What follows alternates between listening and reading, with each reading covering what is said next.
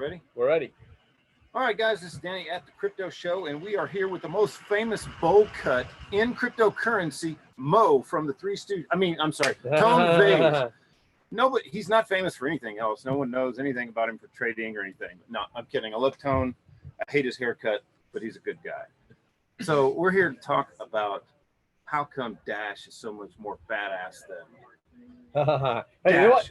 you know what? Than BTC. You know what? Try to speak up because my mic is in between us. I know Yeah. your mic is here. We're dual streaming this, so this is both an episode of the Crypto Show and also one of Tone Vays's On the Records on my YouTube channel. So this is going to be interesting. We got two hosts. Danny here is going to be more of the neutral moderator, as we're going to debate the relevance and soundness of Dash and Nice. how does it compete in the world of crypto, and why I think it's now I do call Dash a bit of a scam, though, to be honest. A bit of a scam? Well, be honest. Oh, well, relatively speaking to the most of the ICOs, it's not as bad. It's not as bad. Okay, but we're gonna get into all that. But let us introduce. I can sleep better now. So go ahead and introduce our guest, because you're more familiar I'm with. Danny with the Crypto Show, and we all know Joe Valenzuela, and everybody knows Bold Cut Tone. Also known as BCT. BCT. Yeah. Just abbreviated, Boca Town. Yeah. No, I want to be fair here. I like picking on Tone. I mean, I've known him for quite a while, and I always joke with him. So, anyway, let's get into it. Tell us. All right. Well, let's Dash. introduce our Joe Valenzuela of Dash Force News. All right. So let's start with what is Dash Force News and how does it mesh with the whole Dash ecosystem? Because I'm not too familiar with the inner workings of the political structures of everything, right? Because there are so many cryptocurrencies. Bitcoin went through its political debacle, and now we have people that think some nonsense is Bitcoin. So talk about Dash Force News and what it is. Yeah, so Dash Force News is a news website that I help run, which is part of a group called Dash Force. So I work for Dash. The Dash. How do you work for Dash? This is one of the coolest parts to explain, especially to people who don't have any knowledge of real cryptocurrency, for example. But this is Dash is a decentralized autonomous organization, or a DAO. It's, as far as I know, you don't want to use that term. That didn't end well. As far as I know, Dash is the first DAO. So it's the cheap imitation on the Ethereum blockchain. No hate, but hate.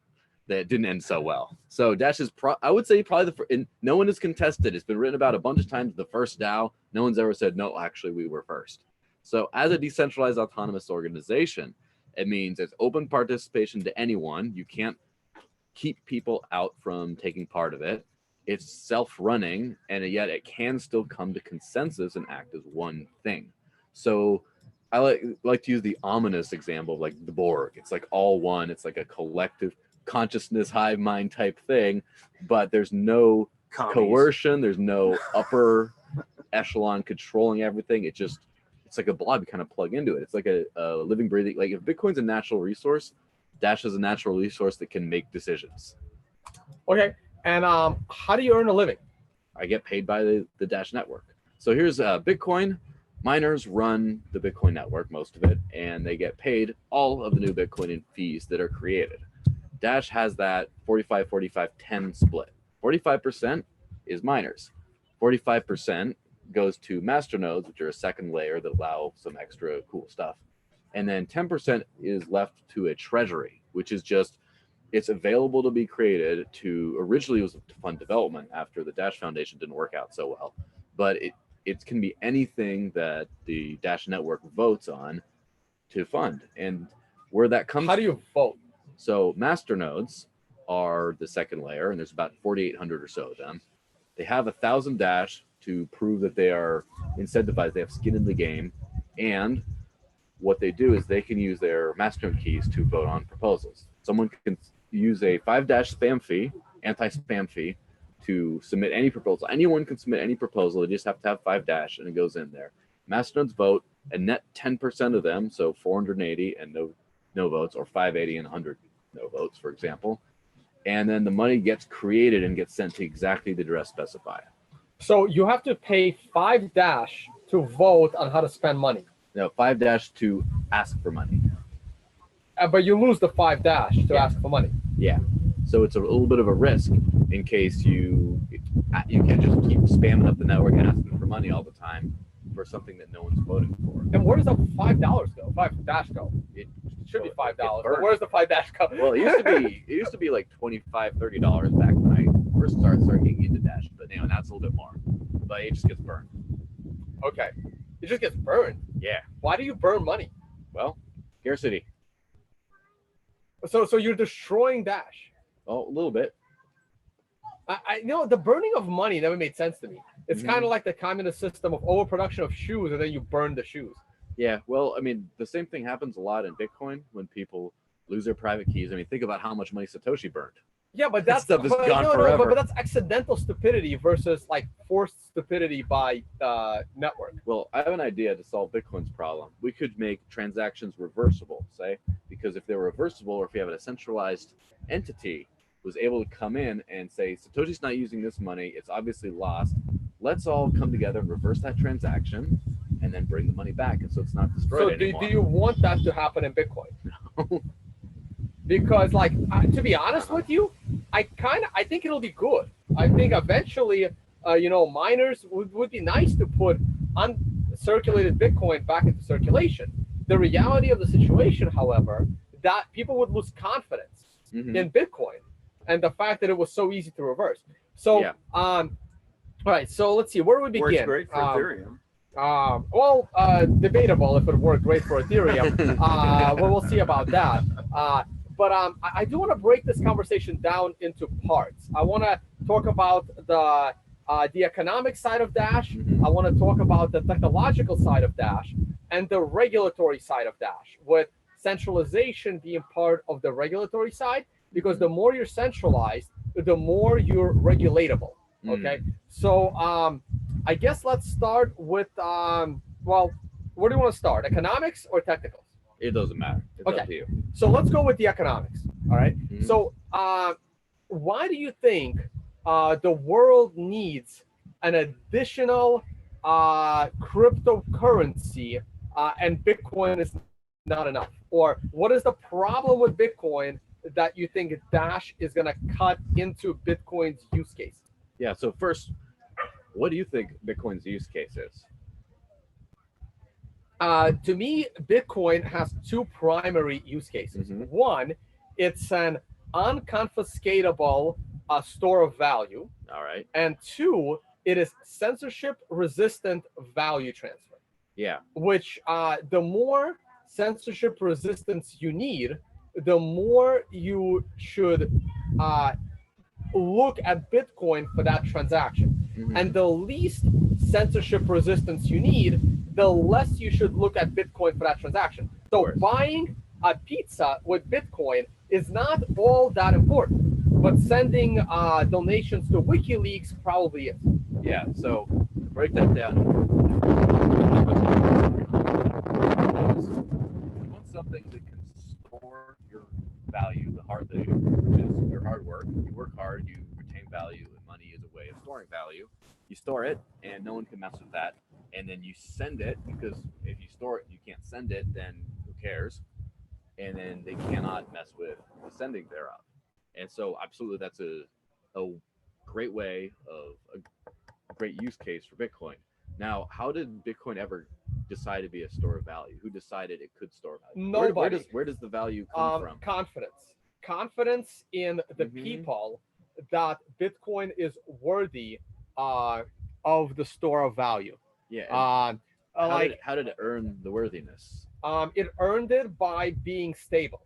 It earned it by being stable, and it also earned it so I think the user-activated soft fork brought a lot of confidence into the space, because it showed that the miner centralization doesn't matter and that the users of Bitcoin have more authority. It also brings confidence in the fact that even Visa went down in Europe for like 24 hours recently, and Bitcoin continues to function.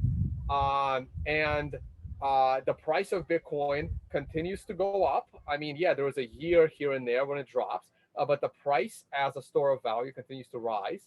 And the respect of the core developers working on Bitcoin, their past history, and the fact that Bitcoin has almost no bugs on its underlying layer, other than Mike Hearn's genius coding skills, brought in a bug back in 2013 that kind of forked Bitcoin for a minute, and it was able to, right the course after that. So the competency in development, the continued rise in price, and it will earn respect and confidence over time. Yeah, so it seems like the rise in price is almost like an after effect of a good solid product, which is something that works as advertised. It does exactly what you think it's going to do. It's not going to change. You're not going to be like, well, tomorrow all of a sudden it's all AML KYC. All of a sudden they're registering your Bitcoins. You have to in order to use it. That's not going to change. It's all there. No one's going to say, well, now there's double the Bitcoins tomorrow. There's just going to be, that doesn't change either. So the fact that is so unlikely to happen is what gives Bitcoin its confidence. Now, Dash and its voting system seems to change the rules very easily and very quickly, which tells me that anything is up for grabs, including the total number of Dash, which, by the way, is different than in the original proposal. In the original proposal, had Dash at 84 million, and then it lowered to the same as Bitcoin after the Instamine, which we may or may not get into here. But for now, we're just talking about economics. Yeah. So let's get back to what makes things money, right? So for an economic system, you have to have money and a trade clearing system, right? So for example, gold is money. How do you spend gold? You can't really like cut off a little nug of it, and you have to have like a metallurgist actually weigh it and stuff. So you'd have to have, for example, a bank issuing gold certificates that allows you to clear trade easily, or you have like a gold-backed debit card these days, right? Or eGold tried to centralize that process, and it ended badly. Yes, of course. So usually you'd have two different things. There have been some times in history where trade clearing and money have intersected. For example, coinage, to where the actual coin itself is a trade clearing mechanism and it's the money itself. And that's what Bitcoin is. Yeah, that's what Bitcoin sort of used to be. It's not an effective trade clearing mechanism because it is unworkable to use at times. You cannot rely on it to be used. I've always pretty much gotten my important transactions through. Yes. So how many transactions qualify under important and how many don't? Rather, that means it's a use case. I kind of scammed two people in the crypto space. You might know their names. Juan Gold. Oh yeah, I know that guy. And Chris Guda. Yeah. I scammed them both for an alcoholic drink because I paid them in $5 in Bitcoin because they bought me drinks in Colombia during the spam attacks on the Bitcoin network. Yeah. And those transactions never cleared and they bounced back. So I scammed them on an alcoholic beverage. Yes. So here's the full disclosure of my history. I may not quite myself. I heard about Bitcoin back in 2012 or something. Started using it in 2013. I thought this is amazing for most of the reasons you just described. And I started making as much of my income as I could in Bitcoin as possible since 2013. 2015, I stopped accepting fiat as a means of payment. I went all Bitcoin. And early 2016, I closed my bank account and it was just all Bitcoin, all Bitcoin, all Bitcoin, using it for my money and for my trade clearing, right? And then late 2016, that second element of Bitcoin that I sort of thought was part of the first, right? The trade clearing thing started to not work as well. I couldn't get my transactions through in the same amount of time. The fees started to go up. A lot of things I needed to spend Bitcoin on started to become outside the price range of fees. Right, but there are so a couple of things there. So one of them is you can't have unlimited storage, and Bcash will learn that lesson sooner or later, hopefully sooner than later. The other thing is Bitcoin was under attack. Bitcoin was under attack because it was too popular. And when something is too popular, people want to attack it. So all that spam on Bitcoin was to prevent SegWit. And after SegWit got in, all that spam continued to be there because it takes time for companies to upgrade to SegWit. So the malicious players were, taking advantage of that. They continued to spam SegWit because remember, SegWit got in pretty much in July, and Bcash forked off in August, and SegWit penetration did not reach 30% until later that year. And SegWit penetration now is 40 to 50% because Coinbase and Zappo eventually added SegWit. We're still missing BitPay and blockchain.info, one of the biggest payment processors and statistically the biggest wallet, are still not on SegWit. Now, the reasons are simple. BitPay is a wholly owned subsidiary of Bitmain that continues to hate Bitcoin and Core. And blockchain.info, one of their biggest investors is Roger Ver, who continues to hate Core and Bitcoin, right? So there's a reason why they haven't joined. Once SegWit penetration reached 30%, it became very expensive to spam Bitcoin.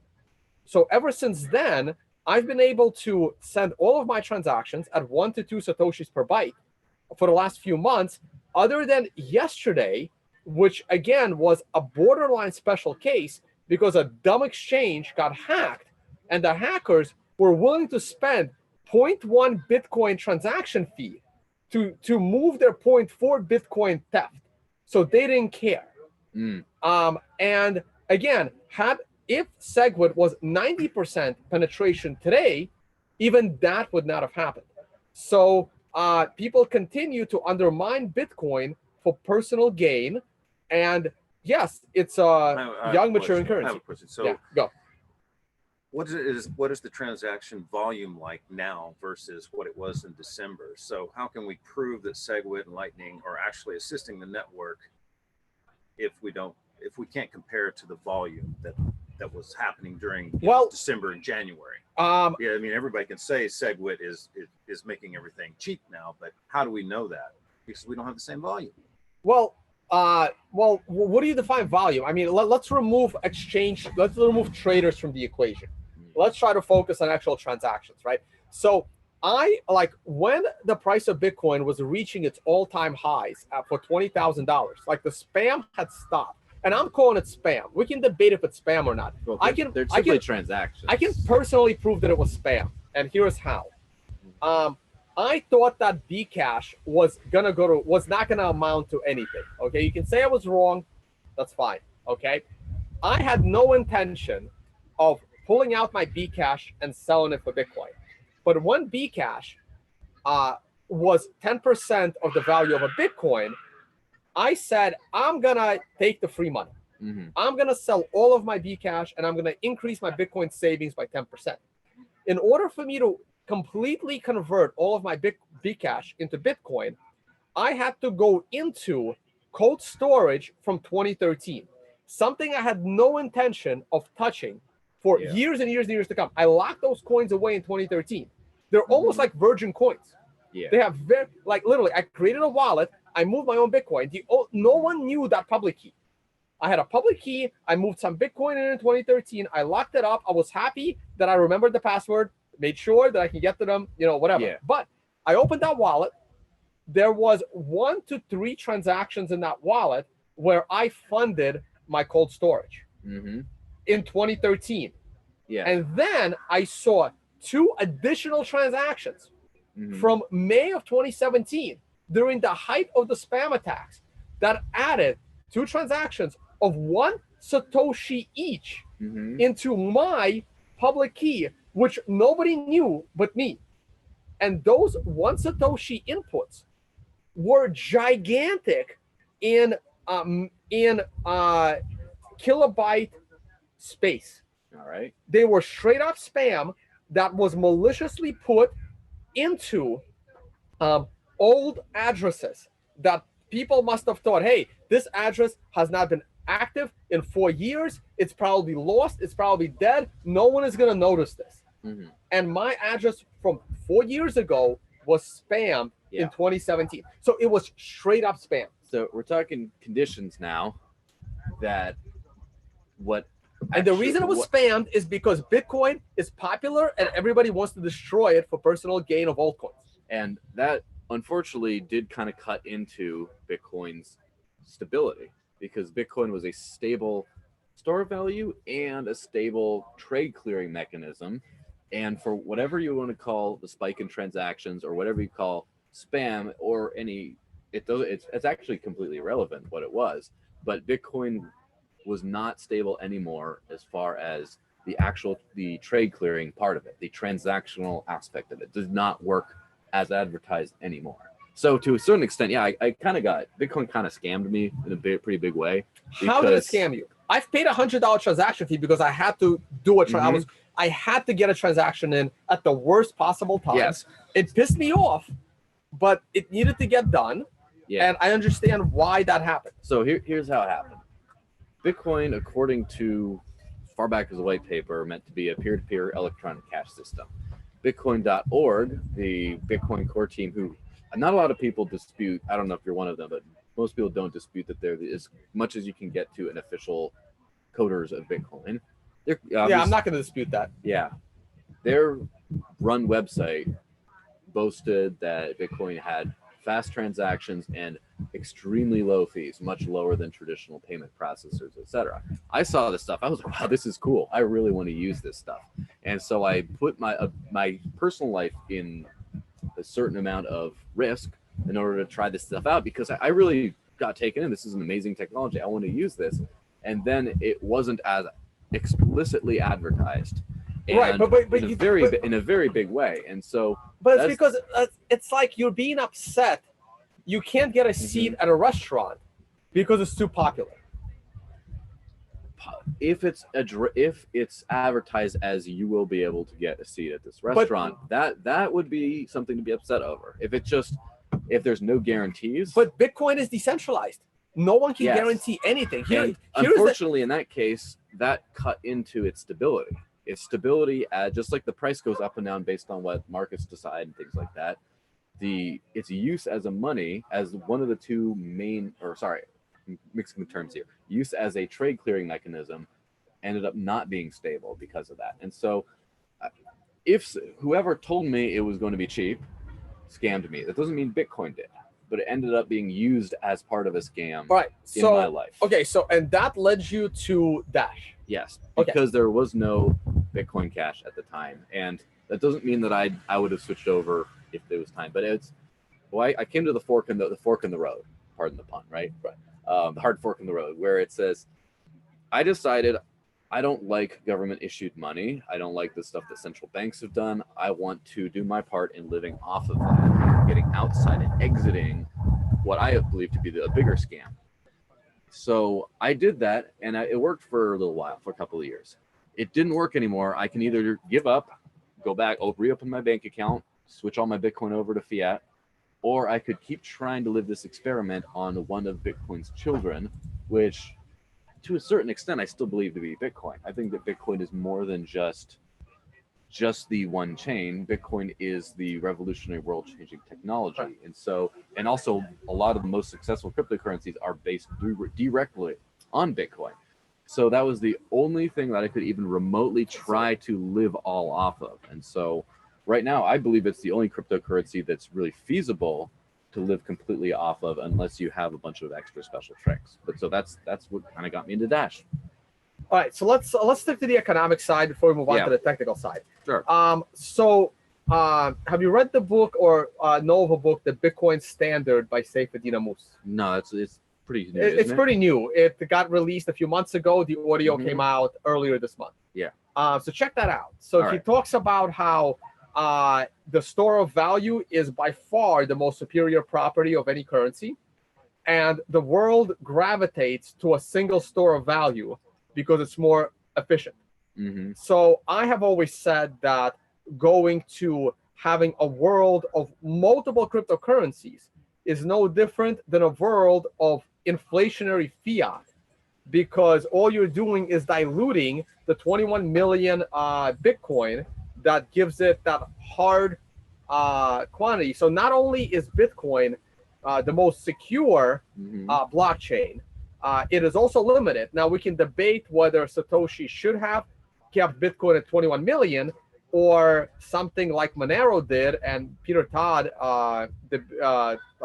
explained this to me really well, that, hey, Bitcoin might have been better served by having 50 Bitcoin per block, every block for the rest of time, because then there is no weird scenario of, oh, my mining operation just makes half the profit tomorrow versus today every 4 years, and 50 new Bitcoins in 50 years compared to the current number of Bitcoins in existence is very, very small. It's infinitely inflationary in terms of the number of Bitcoin, but on a very small scale. But on a smaller, but on a decelerating scale, right? So let's ignore that aspect of it, right? The general idea is additional altcoins dilute the concept of sound money.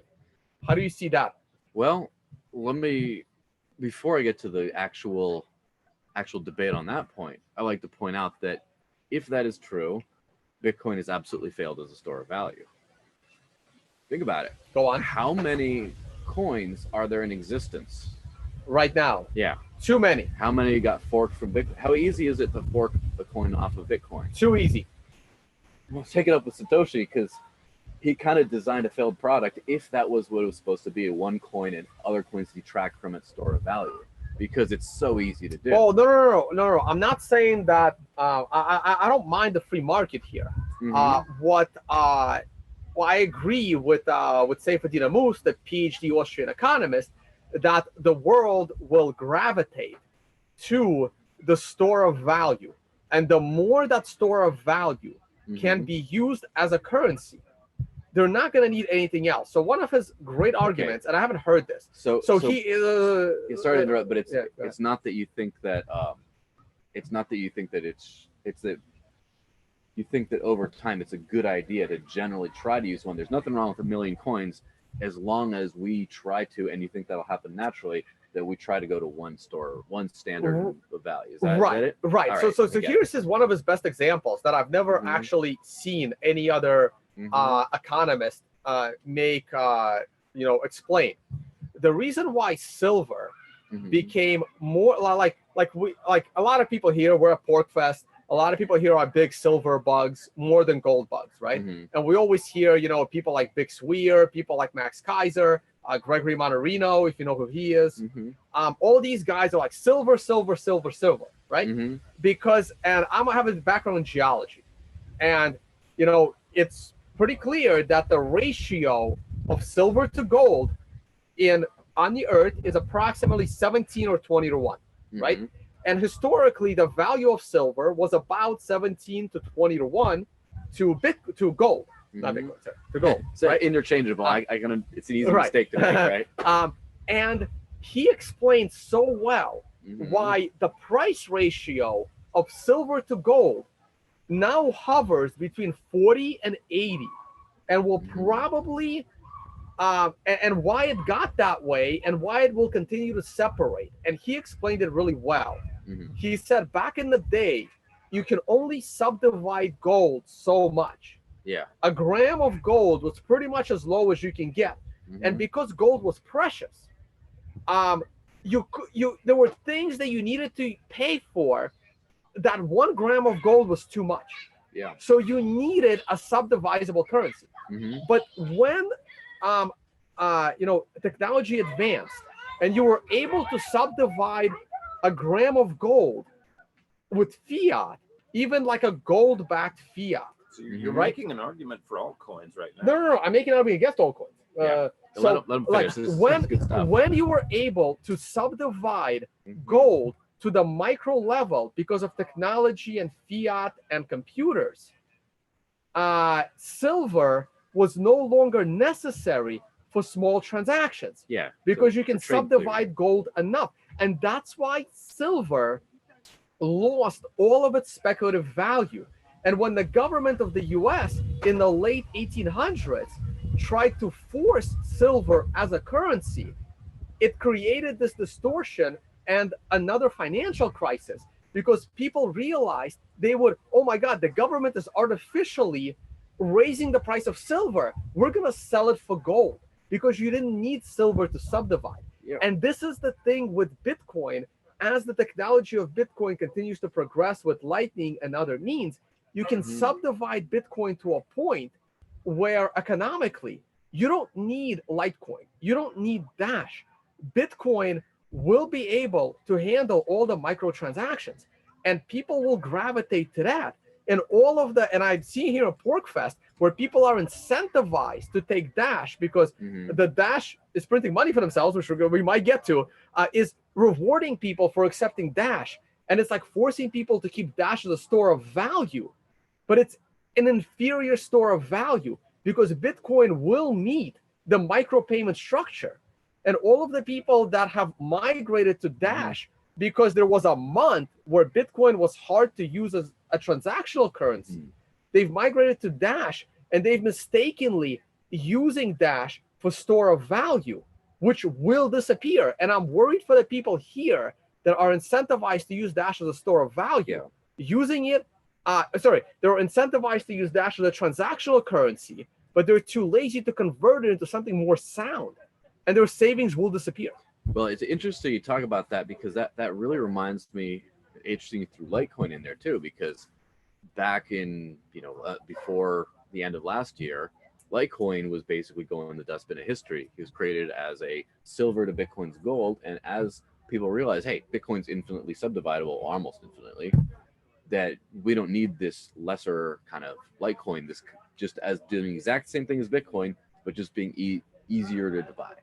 Like no one really cared because Bitcoin actually works. So it was on its way out. It was on its way to extinction until Bitcoin's ability to be subdivided became compromised, in that now if you have $5, $10, $20 or whatever worth in a wallet, the transaction fee to move that would eat it up, so it's effectively not able to be transacted in those levels. And even I added Litecoin donations to my, I have removed them since, right? But during the spam attacks, I added Lightning donations because it's not even that I needed the money. It wasn't about that. It was because I understand how Bitcoin transactions work. In that the more inputs you have, the harder it is to move the money, which was Roger Ver's big problem. And in addition to that, what a lot of people don't realize, and it's a flaw in Bitcoin, which is not fixable. In that, and it's a flaw in all cryptos, especially Ethereum and Ripple. It's just unreasonably dumb. Is that in order to move your Bitcoin, the transaction is calculated as Satoshi per byte. And while I initially thought that you can subdivide a Satoshi, while one Bitcoin is divided by 100 million, what's the big deal? Just subdivided by a few billion. I was informed by computer scientists, no, that's not actually possible because you're reaching computer science limits. The calculation of a transaction fee is in Satoshis per byte. So that means when the value of one Bitcoin goes from $1,000 to $20,000, your transaction fee goes up 20 times because the value of one Satoshi in US dollars has just gone up 20 times. There's nothing you can do about this. And this is why second layer solutions have to happen, because by default, when one Bitcoin is $10 million, one Satoshi is a significant sum, and your fee is calculated in Satoshis per byte. So no matter how big the blocks are. So we're getting to the point where we hit that point where you couldn't subdivide any to a certain extent, as in it was uneconomical to do so. So then you have to go back to using the silver, and then that kind of falls by the wayside when the exact same thing side by side, a silver to gold kind of thing, doesn't pan out in the long term. Now, the reason it should be the opposite. It should be you start out with division problems, and over time technology improves, and then the Litecoin coin becomes less useful over time. But Litecoin accidentally became super useful by Bitcoin's lack of usefulness during these certain periods. I wouldn't call it useful. So I actually didn't finish why I added the Litecoin donation. I added it because people continued to donate like $1, $2 worth of Bitcoin to me. And by them donating $1 worth of Bitcoin, they were costing me like $5 to then move my donation wallet, right? So I almost added it to like, no, I don't want you. Your $1 donation is costing me money, right? So I added it just for that reason. Bleed. Stop them from messing up your Bitcoin. That is a pretty funny. That is a pretty funny story. So the problem is Bitcoin ran into problems in its whole trade clearing side. It just did not work. I agree. It was too popular. I'm sorry. I'm It did sorry not- Bitcoin was too popular, guys. Yeah, I really am. yeah. It ran into, and obviously two is a relative term. Too popular for over a certain amount of people to use at a certain amount. Too popular for 400,000 transactions on chain. Right, because During that because the underlying technology is just not there yet. Yes. And a lot of people complain that Bitcoin moves too slow.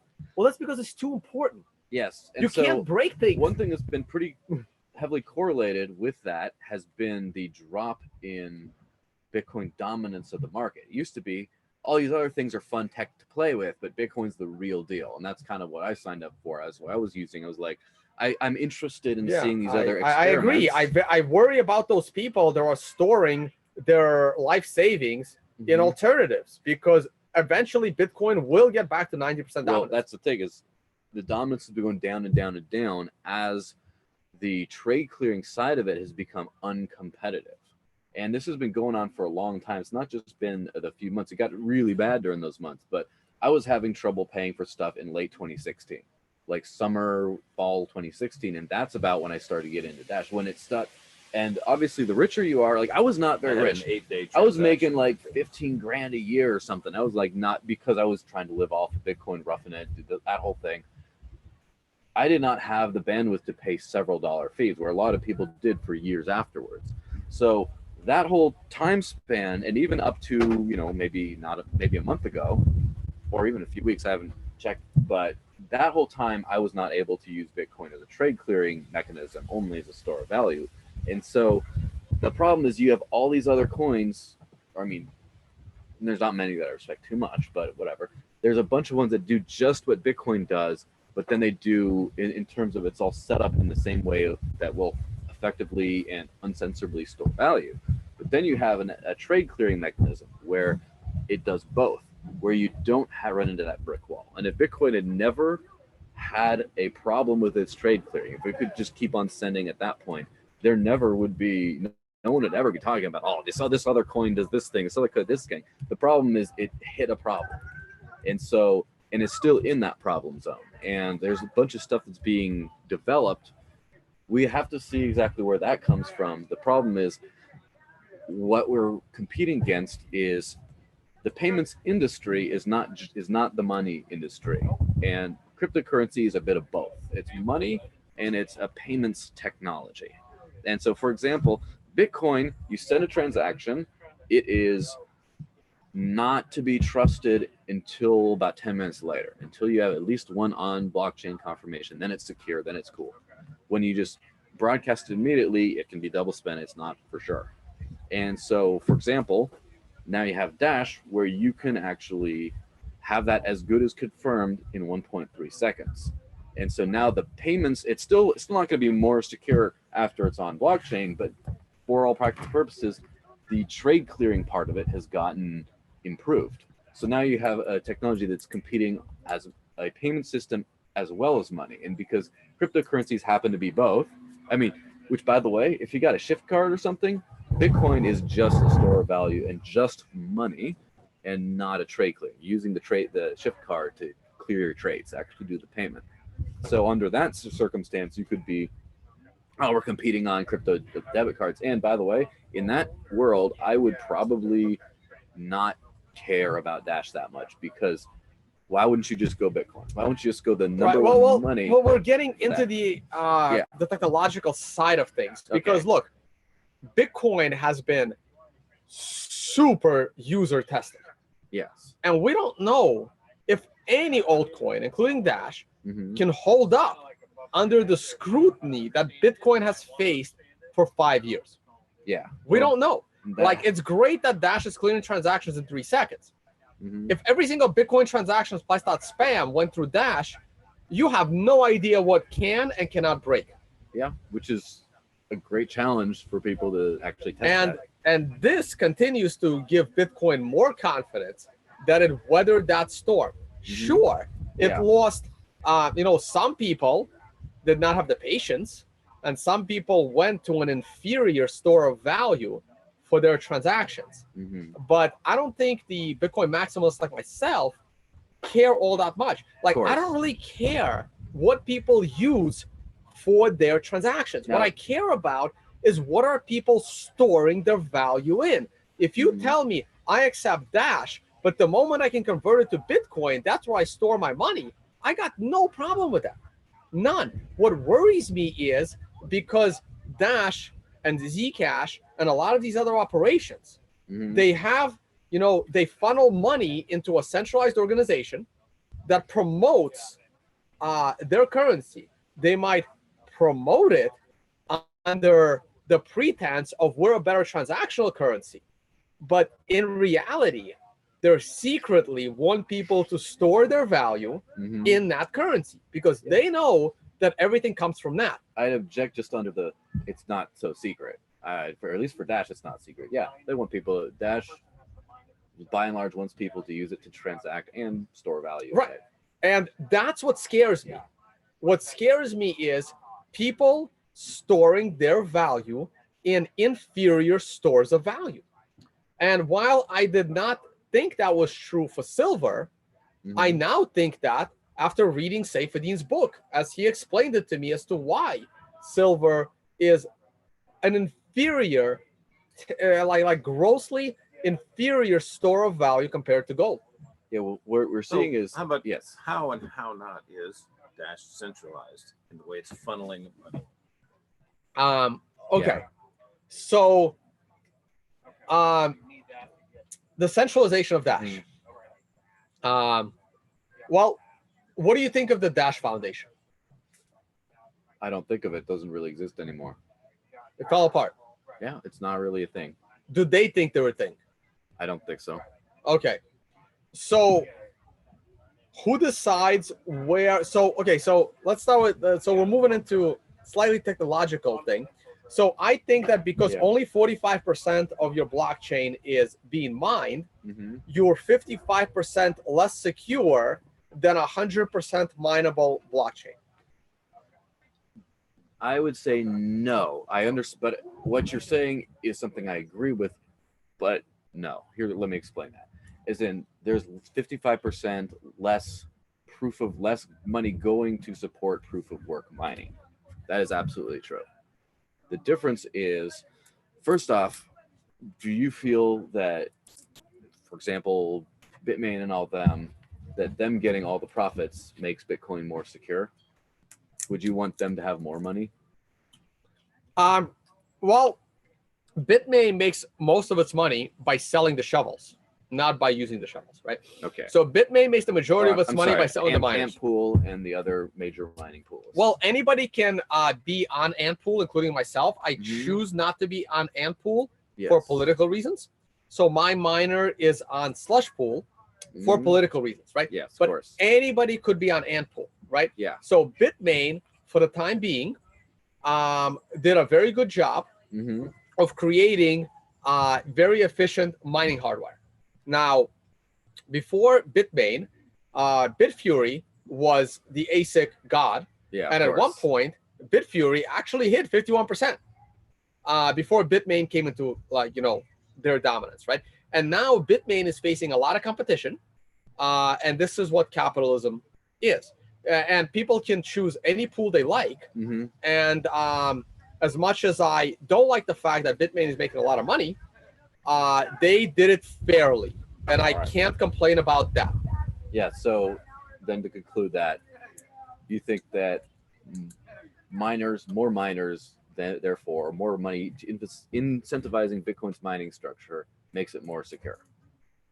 I think that the fact that Satoshi programmed Bitcoin to have every 4 years, and we have halved in less than 4 years the prior 3 times, is proof that Bitcoin is very secure. Like, I will get worried if a halving cycle takes longer than 4 years, right? Because Bitcoin started in January of 2009. So if everything worked out according to plan, we should have halved in January of 2014, but we didn't. We halved in like November of, so not January, so we should have halved in January of 2013, but we halved in like November of 2012. And after that, The next halving came even sooner, right? The last halving came in July.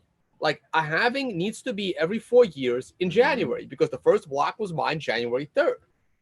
And the last block halving was in July. If the next block halving is later than July, and this is the one time it could actually be later than July because Bcash took a significant amount of hashing power from Bitcoin. And guess what? Bitcoin is still on track to have in less than 4 years, considering how much hash power moved to Bcash. If that hashing power comes back to Bitcoin, god damn, Bitcoin is going to have in like 3 years instead of 4. This shows you how much demand there is for mining.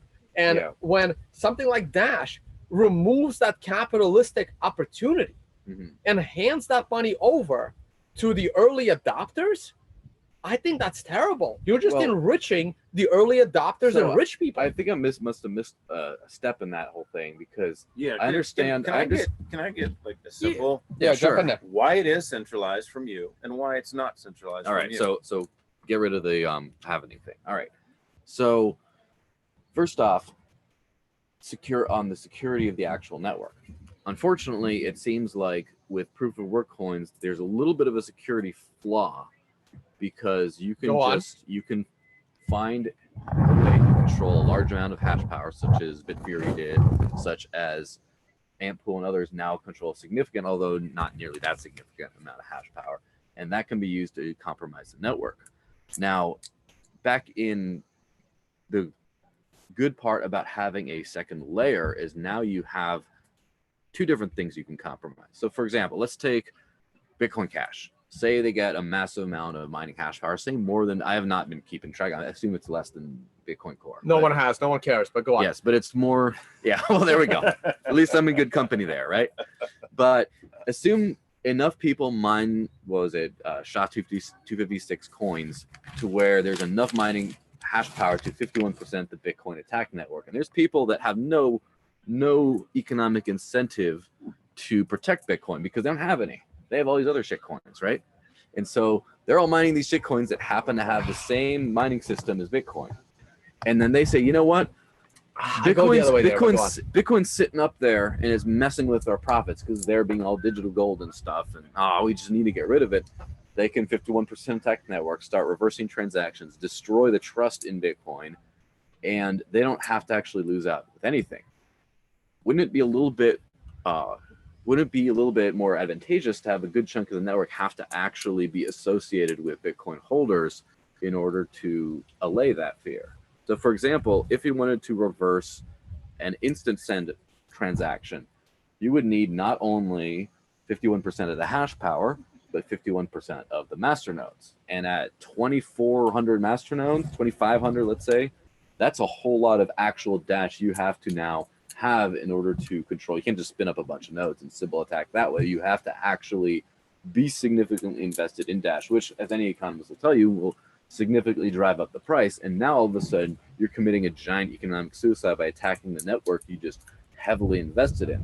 So it's a second security countermeasure against attacks, and that makes it, in my view, and obviously Dash is still mainly a proof of work coin, so it still mainly has the problems, or I wouldn't say problems, it mainly has the setup that Bitcoin does. But in having a dual sort of system, you actually have much greater security than having just one. For example, there's been a lot of talk of the concept of collateralized mining, or either requiring or encouraging some kind of a having of collateral in order to keep mining, so then you don't have someone from another chain that doesn't care just switching in mining power and attacking. So I think that it makes it actually, by that, it's not that Dash is not investing enough in security. I think it's actually the opposite. It's investing enough and investing more wisely in security. It's a very good point, actually. You make a good point. Oh, thanks. Now, but so here's my minor rebuttal. I see what you did there.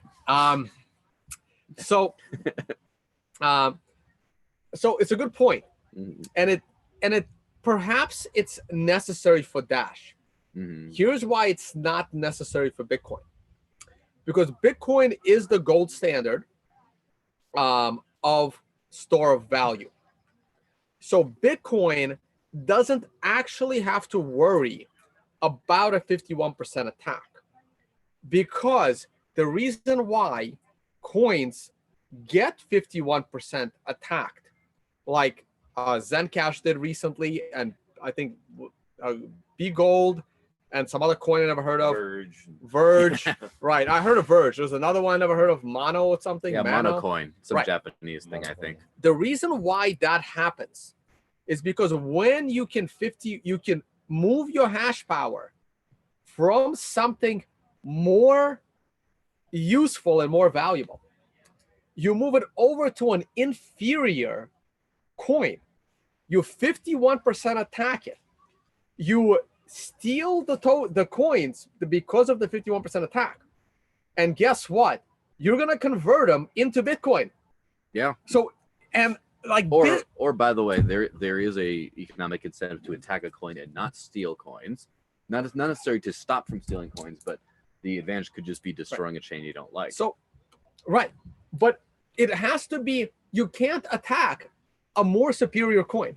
Does that make sense? Like, is that from a technological or an economic perspective? Both. So what's the economic mostly? Yeah. So what's that? Like for example, like what other coins use Bitcoin's algorithm, right? Besides Bcash, right? Dash, I believe, is based off of Bitcoin. Oh, I mean mining algorithm. Right. Like Unbreakable coin. Namecoin is more like it. Uses Bitcoin. Oh no, that was merged. That Namecoin wasn't Namecoin POS, and then they screwed it, and then they proved why POS can't work, and now they're merge mined. It was right. It's merge mined because the Namecoin was proof that POS is garbage. So that's not a good example. It was Namecoin. Well, whatever it is, right? If you have a coin, the reason why coins don't want to use the same mining algorithm as Bitcoin is because if you are running a pretty damn good Bitcoin mining operation and you have an inferior coin using the same algorithm, the owner of that mining operation will probably write a little script that says, hey, tomorrow, is it cheaper for me to mine? Is it more effective for me to mine Bitcoin or destroy some inferior coin, right? So because Bitcoin doesn't have something more valuable than Bitcoin, and it goes on down, right? Like if an inferior coin is using Dash's mining algorithm, and there was a big Dash mining operation, there are quite that guy is going to say, hey, I'm going to move my mining gear to 51% attack something with the same mining algorithm, and I'm going to move that money into Dash, right? So Dash has this worry that someone running a major Bitcoin mining operation can simply flip a switch, 51% attack Dash, and convert it into a more superior store of value. Bitcoin doesn't have that attack vector. So it seems like there's a lot of security in being the biggest gorilla of that particular mining algorithm. As in, since Bitcoin's the big SHA-256, there's no one who has more hash power on smaller things. Right. And this is why Dash has to, this is the excuse, right? This is the excuse of the masternode creators. I'll give them the benefit of the doubt, right? Let's say they created the masternodes for security purposes and not to make money out of thin air for themselves because they were no longer competitive in mining, right? Let's give them the benefit of the doubt, right? I'm playing my own devil's advocate. I think it's ridiculous. I personally think masternodes is a way for, the insta miners of Dash to just make more money for themselves so they can, promote Dash with free money. But if they did do it for strategic technological purposes, Bitcoin doesn't have that attack factor because no one is bigger is going to attack them, because even if Bitmain 51% attacks Bitcoin, their company dies. Confidence in Bitcoin as a store of value dies. Confidence in all blockchains as a store of value dies. If all my savings disappear because they're in Bitcoin, am I still going to use crypto? I don't care if it's Dash. I don't care if it's Bcash. I don't care if it's BitConnect if it comes back, right? I don't care what I'm using as a medium of exchange. The moment someone pays me a consulting fee for my services, hell, they can pay me in Venezuelan bolivars as long as I can instantly convert them to the US dollar, because that's going to be my store of value, or maybe gold, but probably the S&P 500. If I did not have Bitcoin as a store of value, I would instantly convert my Dash into US dollars. I would instantly move those US dollars to my broker, and I would buy the S&P 500, because that would be my store of value, because it's completely inflation protected. So it seems like Bitcoin's value proposition relies on being number one. And unfortunately, it looks like there's been some threats to that. Obviously, Bitcoin's market dominance has gone down, down, down over time. Some coins have had higher transaction volumes, etc. And Bitcoin Cash seems to have been a big threat. And a lot of Bitcoiners seem to acknowledge that we have something that's basically the same thing to a great degree, but did not run into the problems. Big threat. Well, you have something that has the same distribution, the same basic technology, all that kind of stuff, the same name for a lot of, which I do. There is a little bit of a ridiculous name. I actually, it's a slight tangent. I actually have not talked about my dinner with fake Satoshi Craig Wright. Yeah. I hung out with him. It was a group dinner. It wasn't just one-on-one. It wasn't a date. Oh. It was. I was going to London. Yeah. And one of the guys in London does has like a big WhatsApp group and Telegram group, and he organized a little dinner for me.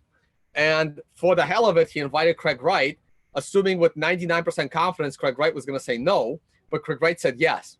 So I was sitting next to Craig Wright at a dinner for about 16 people. And other than he is as much of a Bitcoin maximalist for what he thinks is Bitcoin as I am for what I know is Bitcoin. Other than that, we had a great conversation, because on everything else in crypto, we're pretty much in sync. Yeah, which is... And I didn't mind his... I really wasn't bothered by his arrogance and attitude. We pretty much got along, other than Is that because it equaled yours? No, it was way higher than mine. Oh, okay. Yeah, but hey, me, we had a great Dr. chat. Wright is an overachiever in that department. Yeah. We had a great chat about why Ethereum is an unlicensed, unregistered security for about 20 minutes. I mean, that was awesome. So me and him had like 90% of the things we are actually in agreement on, other than what is Bitcoin. A Bitcoin Cash wallet? No, but anyway, it was actually... He's a terrible salesperson. I enjoyed the evening, to be honest with you guys. Like obviously I disagree. Like he's not Satoshi. I know he's not Satoshi. He knows he's not Satoshi, right? There was no reason to kill a great argument as to why Ethereum was a scam over him not being Satoshi. It just wasn't worth it to be. Of course. So we run into this problem of you have a lot of people that believe Bitcoin Cash is Bitcoin, and they start saying it is, et cetera, et cetera.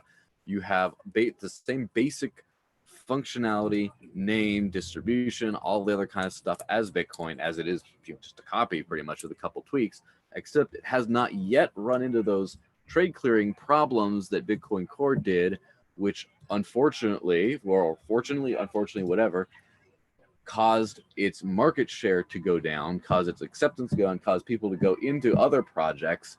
And so there is a real risk that Bitcoin in its imperfect state of not having yet or quickly enough for being so popular, right? We could blame the popularity too. Did not figure out transactional scaling quickly enough and got severely damaged as this digital gold standard. Now, what happens if you have something like Bitcoin Cash gains enough traction to where now you do have that super majority of hash power, and now you're, especially because Bitcoin Cash has a very sort of almost, and obviously you won't mind me triggering them by saying this, but apologies in advance. I was kind of a parasitic relationship to Bitcoin Core in that it survives through killing the host. I'm not. You lost me a little bit there. Because Bitcoin Cash is supposed to be the real Bitcoin, the best Bitcoin, the one that wins. According to them, sure. Yes, and so what do you think? By winning, I don't think that means anything, honestly. And we can get to that in just a second. I think it means a lot. Let me finish that point of Bitcoin Cash grows by Bitcoin Core dying. It's kind of, that's the relationship. They think it does. You disagree? I completely disagree. So Bitcoin Cash dies with Bitcoin dying. And how does it grow? What does success look like for them? What's the success The scenario? success for Bcash is similar to success for Overstock.com versus Amazon. Now, Overstock.com can continue to grow at a slightly higher percentage every year than Amazon, but the quantity of people using Amazon will outpace it.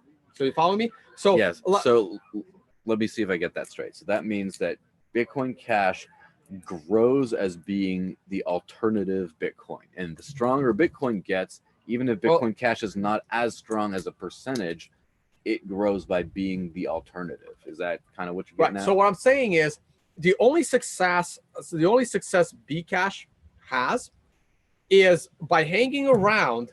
I meant the other way. Sorry, slower percentage. Yeah. Is by hanging around and growing at a slightly slower percentage than Bitcoin is growing. And because Bitcoin is already bigger, if you are already bigger, right? Right now, Bitcoin is by price alone, by the price metric, Bitcoin is, I think Bcash is like maybe 13% of the value of a Bitcoin, right?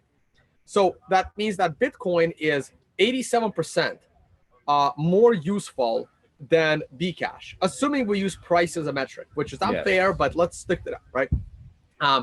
So Bcash can continue to grow at a lower percentage than Bitcoin. So this year, it's the average of price of Bcash this year is 13% to Bitcoin.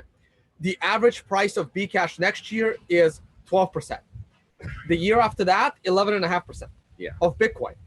So you can see how the amount of people using Bcash continues to grow, but at a slower rate than the amount of people using Amazon. They're using Bitcoin. The way Amazon continues to grow faster than a small company like Overstock, which does exactly the same thing, right? There might be little niches, right? Like, hey, the sheets are always cheaper on Overstock than Amazon. So people can buy their sheets on Overstock, but in reality, I'm not going to go and create an Overstock account just for sheets. Most people will not need that little saving, right? So Overstock continues to exist. Overstock isn't going bankrupt, but Amazon continues to separate. Now, again, in the case of the Overstock and Amazon, they're both companies, right? So people can easily switch investments. Yeah. This is currencies, right? If people lose confidence in Bitcoin as a store of value, why on earth would you trust Bcash as a store of value? Because then when Roger Ver finally ends his relationship with Craig Wright, because fake Satoshi and Jihan Wu are already not on good terms, right? What is stopping Bcash from splitting again? And then you have the same thing all over again. Where do you store your money? Bcash dies as a store of value. I mean, they don't want to be store of value. They want to be the Venezuelan currency of transactions. That sounds like the same thing that happened to Bitcoin. And if it can happen to Bitcoin's clone, it can also happen again to Bitcoin. Well, no. You're taking the analogy the opposite direction. If it happens to Bitcoin clone, that's fine. If it happens to Bitcoin, then its clone is even at a higher risk.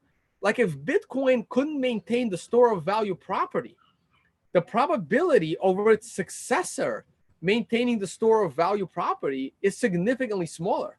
So let's take a hypothetical situation here where, the way we stand, let's say for the sake of this argument, that if Bitcoin goes away, it destroys the reputation of blockchain-based currencies and their value will not be stored and it sucks and everything goes kaput. What happens if say you have some currency, let's just say Dash because we've been talking about Dash, that uses people using Dash use US dollars as a store of value and they're just using Dash as a payments technology. Right. And during that time, you have a cataclysmic collapse where Bitcoin goes down and all the other coins go down because the store of value is done and no one cares about crypto anymore. All dies. Dash is still being used not as a store of value. The price might have gone to nothing, but it's still being used as a trade clearing mechanism. Now you have a world where now there's there is no Bitcoin. There's just Dash. And then some people are like, hey, guess what? I can store this value. If I keep it in Dash, no one can seize my bank account. I can keep it. No one's going to double spend it. I can't get. And then all of a sudden you have something that does the exact same things as Bitcoin did with better trade clearing or whatever. It's still there. Don't you think that would become a new store of value in a vacuum like Bitcoin did? I don't think so. Because for starters, you would have to prove that your developers are more competent than the Bitcoin core developers. Yeah, so define. Can you name some developers of Dash? I can't. So can you? Yeah, Alex Werner. Werner, what has he done before Dash? Do you know?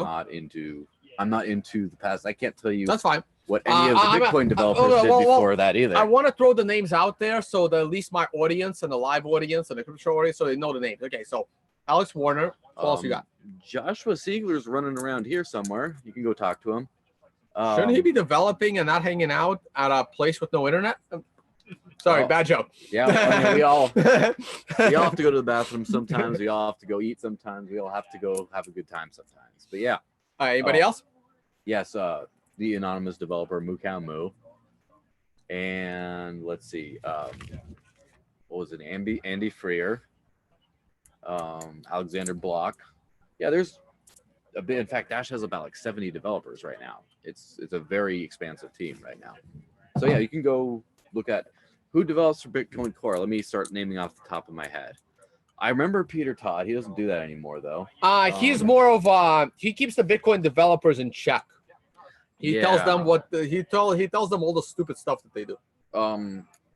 Let's see. I heard Adam Back. Does he still do that? I know Adam Back has never touched code. Okay, so there we go. I thought he was. There's a reason for that. I thought he was a code developer. Never mind. Who do we get to? Who's that other guy? Luke Jr. Does he develop fun? You know, he definitely develops. All right. So there's that guy. Yeah, Luke Jr. is one of the extreme guys. Yeah. But hey, I was with them on the user activated soft fork stuff. By the way, have some sunflower seeds. So I'm good for now. Thanks. I'm already dry in the throat as it is. Yeah, me too. It'd be nice to get a bottle of water. So a glass of water. Yeah. So that's about all I know. There might be people and that also fuels a little bit of a weird debate where people are all talking. Yeah, usually smack about the core developers not knowing who they even are. I mean, like the top guys that right now that are actually coding are Vladimir Vanderland and Peter Willa have the most lines of commits. Corey Fields is up there. Matt Corello is up there. Andrew Polstra is up there. Gregory Maxwell is still up there.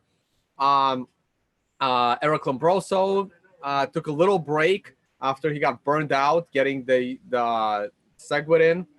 Alex Marcos. I mean, those are the guys off the top of my head. Yeah. There's others. BTC Drac. He's one of our anonymous guys. And a lot of these guys, like, they came from, like, some of them what's his name? From Linux, Rusty Russell. Plus the Lightning devs. They're core devs, maybe. Yeah. So a lot of these guys, like, they are not, they've programmed privacy tools. They programmed Linux. They programmed, Matt Carrillo was working on Signal app. Like, a lot of these guys are, pretty hardcore privacy guys. Yeah. And very experienced. So the average Bitcoin user or of any kind probably has no clue who these guys are or their past experience, their resumes. I agree. What they do know is the open source code that is, ostensibly rock solid. That it's not, the appeal to authority doesn't exactly work because it's not Bitcoin's appeal to authority about look at these great people involved. We trust them because that's not what a trustless system is. That's not what a decentralized trustless system is. You know what? Like, this was my argument with Roger Ver. In that, like, you don't have to trust a single core developer, but you do have to trust that these core developers check each other's code. And the more core developers you have that are clearly in very public disagreements with each other, and the more their experience has, and the more of them are checking each other's code for competency, the more confidence you have in that code. So like I'm not going to trust like one nuclear scientist to build a nuclear reactor next to my house.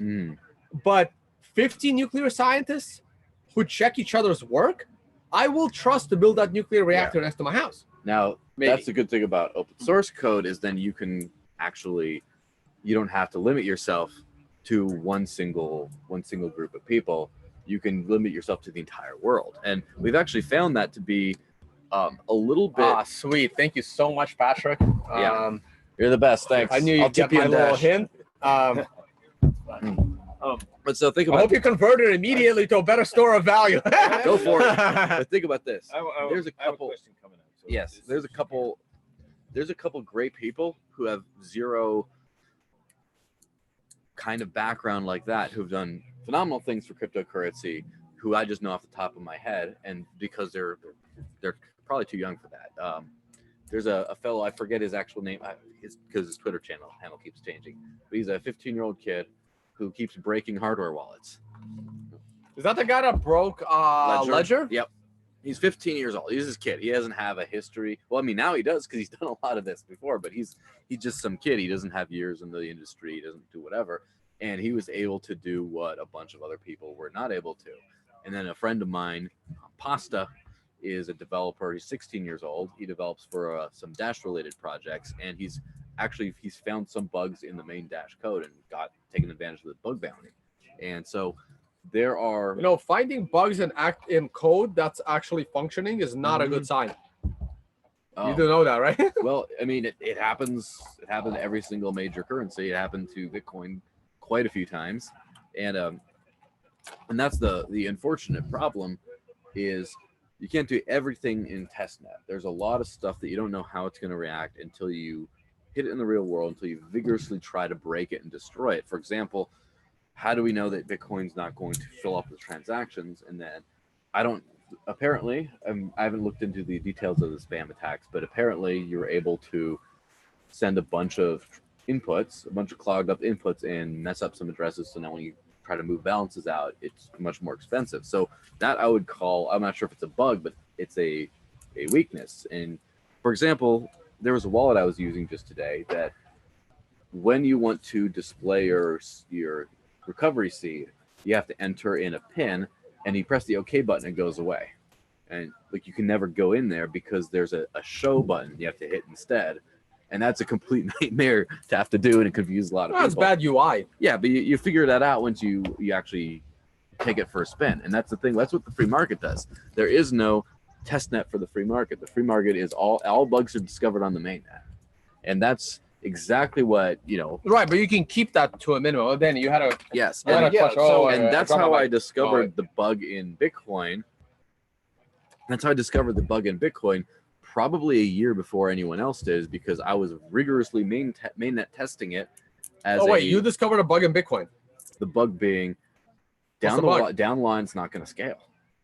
I found you discovered that bug. Well, I'm not the only one. I'm maybe not the first one, but I'm one of the first ones by rigorously using it, by realizing, the fees are high. No one's going to use this as a trade clearing system in the near future. And then when you hit the $30 fees, etc., that was kind of a year ahead of that, which is why so many people, for example, in Bitcoin Cash, don't know too much about Dash, because they were still holding on to Bitcoin because they didn't actively use it enough on the mainnet, right? And now they think that Bitcoin Cash is the spendable Bitcoin, because they missed the Dash boat because they weren't actually using it to begin with. And so that's where you run into that. No, I want to get Danny in here. Go for it, Danny. The question I have is, speak up a little bit louder because my mic's over here. Obviously, the price of all these altcoins are going up and down with Bitcoin. Yeah. How dependent upon Bitcoin's price is Dash? Well, how dependent on Bitcoin's price is Dash's price? Probably pretty dependent. And we've seen this kind of go in reverse in a few times. For example, there have been times when there have been Ethereum problems and that have crashed Ethereum. I mean, have crashed Bitcoin's price because people were trying to get out of Ethereum by throwing it into Bitcoin and then selling the Bitcoin. And I believe Charlie Shrem was tweeting about this. He was very upset that people were doing that. But yes, for the most part, starts at the top and then goes down, mostly because of this sort of maximalist mentality of, well, we only need trading pairs for one. We only need exchanges supporting for one. We only need liquidity on one. And that ended up being a flaw for the entire rest of the ecosystem, was not being coin agnostic. And you've seen the market has been adapting. BitPay has multiple options now. Coinbase used to just be Bitcoin Core, and now yeah, but that's more profit driven for them, right? Like that's profit driven. I mean, Coinbase has changed their business model from being a Bitcoin middleman to being a shitcoin exchange. I mean, it's just a business decision. Yeah, I mean, to be fair, it's not a help society decision. It's a business decision. Well, I mean, to be fair, pretty much everything is like a profit mode because we are literally in the business of making money. We are. However, I do run my miner at a loss. Well, I don't, because I happen to run it in a place where I have free electricity. But even if I didn't have free electricity, I would run my miner at a loss to support the decentralization of Bitcoin. Now, I know my one miner doesn't do much. You have one miner on slush pool. How does that affect the decentralization? The only way you're affecting that is if you're solo mining. Well, no, not at all. I choose which pool I'm going to have. And if slush pool is approaching 51%, I will move it to another pool, right? Like along with the other. What if the only choice is ant pool? Then what? No, that won't happen. That wouldn't happen. Yeah, I agree with that. There's a kind of a misconception that decentralization means everyone has to run a thing, rather than it has to be split up enough that one or two or a few all colluding or going offline doesn't wreck the whole thing. But like, yeah, for example, mining on slush pool does help decentralization, even if it's not everyone's mining. Wait, I was gonna go somewhere with this. Like, look, I don't even know how. I mean, your question was, I don't even care how dependent Dash is on Bitcoin. All I know economically is that if Dash wins, we all lose. If Bcash wins, we all lose. Because I believe the store of value property will disappear from blockchains, at least for a full generation. Like, our kids might see it differently, but for a full generation, that will be gone.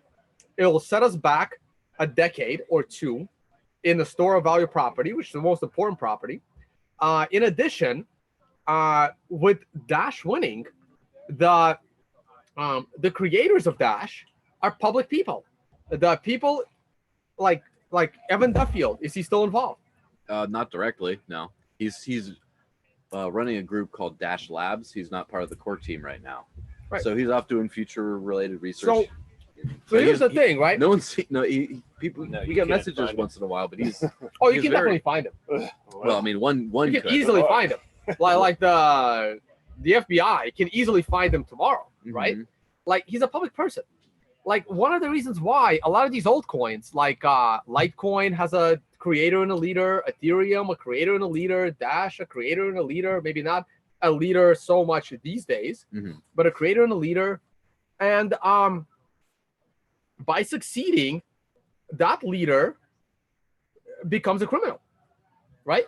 I mean, we all disagree with the fact that creating competing money is criminal, but creating competing money is pretty much criminal, right? Like, so they kind of So why do you want to do that? Well, I mean, that kind of runs against the point of developers, also known as creators, now trying to be public and trusted and have all this kind of stuff. It's like they should be completely anonymous. You should not know how many Bitcoin developers there are, what their names are, what their backgrounds are. It should all be completely anonymous then, right? It sounds like that's what you're saying now. Well, I'm saying that it helps a lot when your creator is anonymous, when your original developer is anonymous, because in this case, that is an attack vector, and it may discourage a lot of people if the masterminds of Dash, which are public people, get taken down. Yeah, I mean, it is like it's a purely speculative market signal, though. Sort of like, I mean, obviously Vitalik develops actively, as far as I last saw. Again, I'm not big into Ethereum knowledge, but it actually does have an impact. So, for example, what would happen to the price of Bitcoin if someone, say, took out Luke Jr. and Greg Maxwell? Someone found them up, rounded them up, tortured them, whatever. No, let's not get too crazy. But what happens if every current known Bitcoin core developer got somehow arrested? What would happen to the price of Bitcoin then? It would probably drop on a loss of confidence. Mm-hmm. Now here's the thing, right?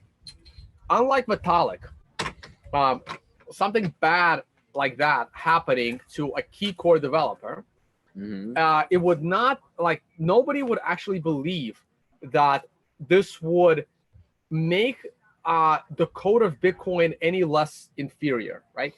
So, for example, you can coerce Vitalik to do something bad to the code, and it'll probably get in the system.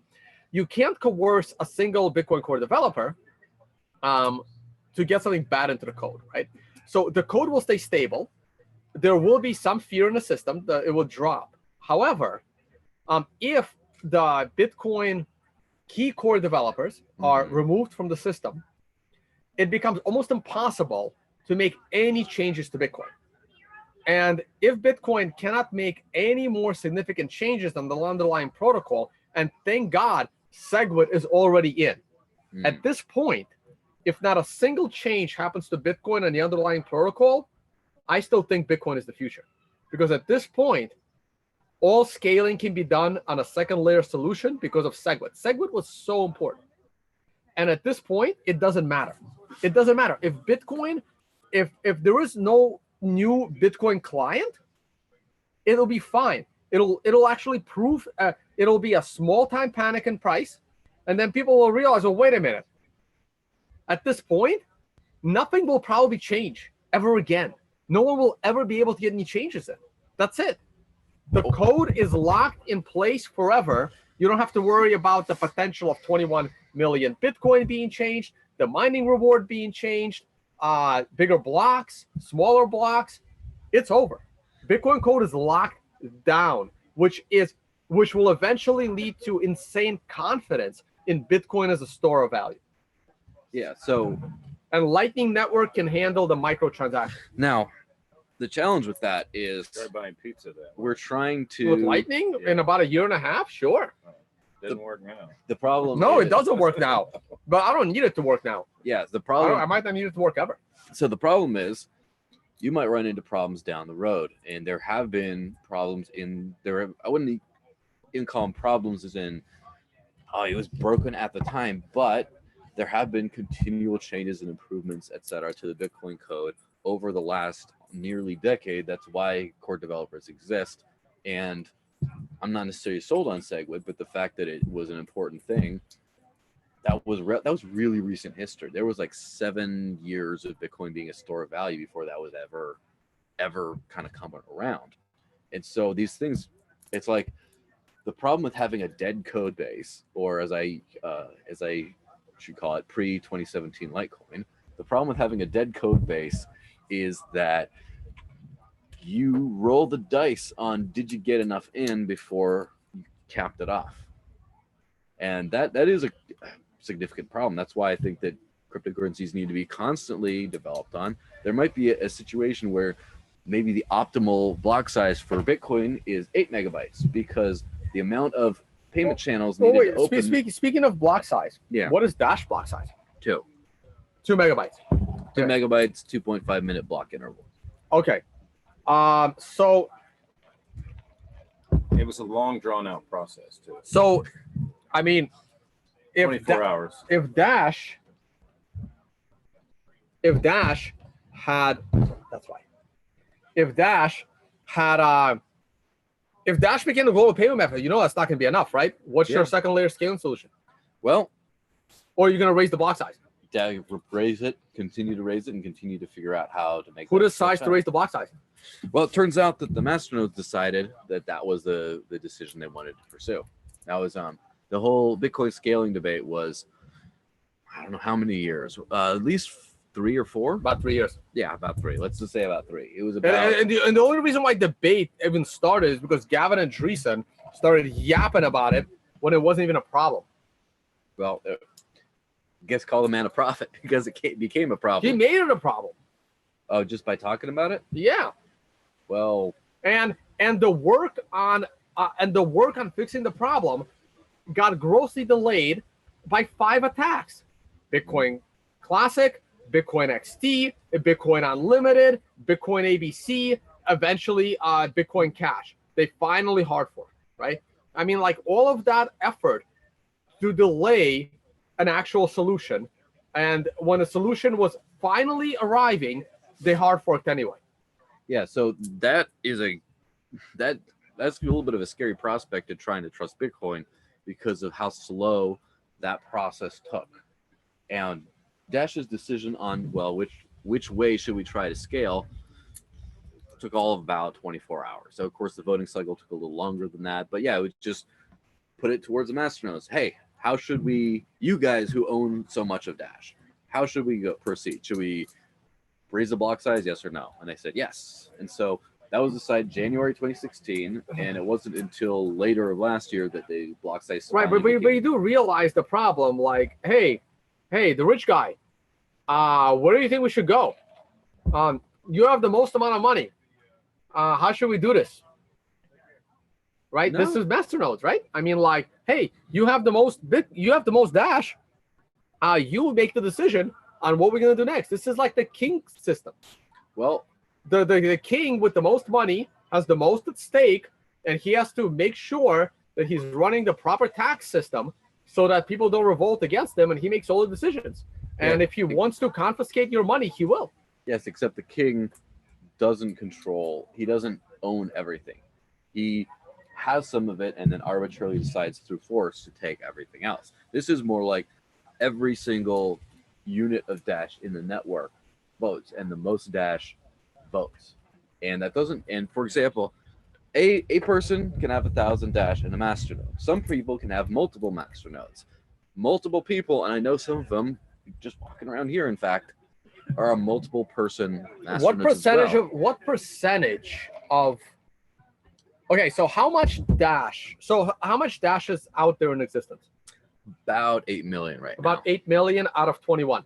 18. It's Well, more like 18. Well, in total there will be 21, right? No, Why? it's close to 21. It's a diminishing return over time, and based on how much. So when treasury funds are created, then Treasury funds? Yes, the 10% for the treasury. When the treasury is created for proposals, it's only created for the proposals that actually get funded. So if there's nothing to pay, those coins don't get created. So there's always a little bit of variability in how much what's the exact number of Dash. All right, fine. However, it's about 18 million. And you're burning money. Okay. So 18 million Dash will be created. About 8 million is there now. Approximately how much of the 8 million currently in circulation is in masternodes? About 60%.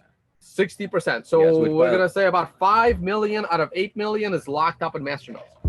Now I would dispute the calling it locked up because it makes it seem like it can't be moved when it can be moved, same as any other transaction. Oh yeah, you can move it anytime. Yeah. So, and for example, do we count Satoshi's hoard as locked up? Do we count your savings as locked up? And what percentage of Bitcoin is locked up? That would be an interesting statistic I'd like to have on hand. Sure. So fine. Staked in masternodes. Better? Possibly, or associated with masternodes. That's well. Wait. To me, masternodes is a proof of stake system, right? You stake your coins to earn more coins. And you get to vote. So there's a little bit of confusion on exactly what to call it. And honestly, you can call something whatever you want. I don't care about what the name is. It's been called a proof of service system because masternodes are not paid to hold coins. They're paid to run the node. The collateral is just a part. Yeah, of but isn't that automated? No, you have to keep your node online. You have to, in fact, they're going to split this year the masternode key from just a single key into 3: a collateral key, which is the holding of the funds, the voting key, which is the vote, and the operator key. And the operator needs that key to run the node, keep the node up, make sure it's processing. If the node goes down, then the payments stop. Okay, well, we're looking at semantics. I was just gonna say, like, okay, so out of that, let's say, out of the 6 million dash in masternodes, yeah, probably like 5. You know, it's is there an estimate on 4.8? Let's say. So that's more like it. So each masternode is 1,000 even, right? Yep. So let's say 5 million. 5 million masternodes divided by 1,000. What are we talking about? 5,000? It's 4,800. Yeah. 5,000. Yeah, you can round up. 5,000 masternodes. Any idea how many people own 5,000 masternodes? Obviously, it's not more than 5,000 people, right? It's going to be less. Yes. But, so ballpark. Your best guess, or has anyone tried to analyze? The answer to that thing is absolutely. Now, here's the thing. Obviously, with pseudonymous, or because anonymous means you completely cannot associate anything. Pseudonymous currencies like Bitcoin, where it's extremely public. Bitcoin's one of the most transparent systems in the world, and same with Dash, because it's just all out there. Now, you can't necessarily verifiably say who owns what or how many people own what. You can, however, get a very good picture of it, right? So, for example, you can look at the Bitcoin rich list. How many addresses? What percent of the coin supply is in the top 10 addresses? What percent is in this much? You can kind of see all that stuff. And as far as that's concerned, Dash is probably about as well or better distributed than Bitcoin, if you take that. Now, there is a supervillain world somewhere in the multiverse, right? Where one person, let's just say Evan Duffield controls, because he's got crazy psychic powers, he controls every single Dash address, including the ones on my phone, etc. So even though it's a very well distributed ecosystem, he controls every single address. The same world where Tone Vays does the same thing in Bitcoin, but it's probably not true, right? So that being said, there is upcoming research that I've looked at it ahead of time, and I'm not exactly sure when that's going to be published. You remind me, I have to get back to the guy about it. You were able to sort of associate masternode clustering based on voting patterns, because no one really just votes one key and then has a completely different vote on the other one. A lot of people vote in blocks. And so, again, that's not necessarily an ironclad system, and it doesn't account for multiple people. Ballpark number. Multiple people owning Best one. guess. I believe the average was the average masternode owner owns 1.2 nodes. Okay, so that means we're dropping 20%. So out of 5,000 nodes, there are 4,000 people. Something like that. 4,000 entities. Again, that's not counting the under, because 10 people owning one node does not show up on that. It's only the only upper limit. Yeah, but I think I think there are more people that own 10 master nodes. Yeah, so than 10 people owning one. I would agree at this point. There's probably not very many masternodes are owned by more than one person, just because of how difficult it is with just one key. That will change in the future, but yeah. Right. So my thing is, out of the 4,000 people that own at least one masternode, how many of them vote? Depends on when. It's been 2/3 of them. Sometimes it's been, some proposals it's 10%. So it is a wide range, and that's the thing. And having dealt with the ecosystem for a long time, I have talked to a bunch of masternode owners who say, "Oh, that one's gonna pass, or that one's not gonna pass. I'm not gonna vote on it." So it's hard to see how many people are participating in the voting process versus how many people are doing the actual votes. And the inclusion of abstain votes has kind of put a little bit higher of a percentage of that, but it's still not quite perfect. In fact, there was a masternode owner on this proposal that he didn't like. He just says, "I never vote. Like, I haven't voted in years, but I'm voting. But I watch everything. Yeah, and I came in because I didn't like the outcome, and I wanted to switch it." Right. Like, the point is that just like in real voting, the minority is actually voting. Yes. or is in the participatory minorities. Right. And this is where the voting systems generally don't do a good job. I'm actually good. I don't know if there's any other questions. I think we've got on for over an hour and a half. Yeah, I think I need to go to the bathroom. Yeah, actually, I don't mind doing that myself. Yes. I think we're gonna. Tone Vase scammed my pants out of staying clean. I know. I think we're gonna pretty much end it here. I've been also drinking alcohol already all day. I will, however, like for 1 second.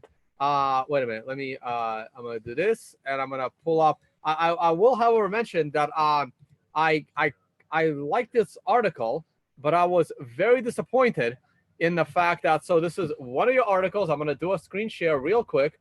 Oh, I remember that one. So this is the 5 biggest haters in crypto, 5 biggest Dash haters in cryptocurrency, and I'm still upset that Ricardo Spangy is a bigger Dash hater than me, who came in number 2 on the list, and that was your article. And Ricardo Spangy, damn it, Fluffy, I gotta beat you on the next go around. You know what to do. I'm watching you. Right. If you tweet out, "Hey, Dash isn't half bad," and leave it up for 24 hours, I will correct the article and put you at the bottom of the list, and Tone gets to be the king of the Dash. So Charlie came in number 3, Peter Todd came in number 4, and Gregory Maxwell came in number 5. Like, to be honest, like if I'm on this list, it's a pretty damn good list to be on in general. Standing on the shoulders of giants. Yeah. But yeah, so there you go. So if you guys want to see work by Joel Valenzuela, there it is, the 5 biggest Dash haters, and you write most of the articles on Dash Force News. It used to be almost all of them. Now it's less than the majority because I have a highly competent writer, Justin, who's running around the campground as well. And by the way, we're still working while we're running around the campground. We can do both at the same time. All right, guys. So on this note, thank you so much for watching. This was another episode of On the Record, co-hosted by the Crypto Show. So you can also check out the audio podcast as well. Yeah, thecryptoshow.com or any of the radio stations that we're going to be in. All right, cool. And all right, and later today I will be debating somebody from Bcash. Who am I debating? Bcash? Yeah, Chris. Yeah. It's Chris Pacia. Chris Pacia, backend developer of Open Bazaar. Okay. I may or may not stream that live. I have to figure out where we're debating and if I can get signal. I mean, cash. Yes. So we'll be debating that, and here may or may not be streamed. But other than that, hey, thank you for hanging in here. This was a discussion on altcoins. I mean, I was kind of, I wasn't really hostile, but like fine. To me, it makes no sense. I think I made an economic point. But yeah, there you go. So this was just another. This is what I've been going through here. Tip, at Tone, and Dash. What's your Dash address? I don't have a Dash address, guys. I don't have a Dash wallet. We're gonna set him one up. Yeah. You know what? You can have a permanent shapeshift address to where it's a Dash address, and as soon as it gets sent, every single time it gets shapeshifted into Bitcoin. All right. I don't see the point of that. But hey, guys, thank you so much for watching, and I'll see you all on the next one. Stay dashy.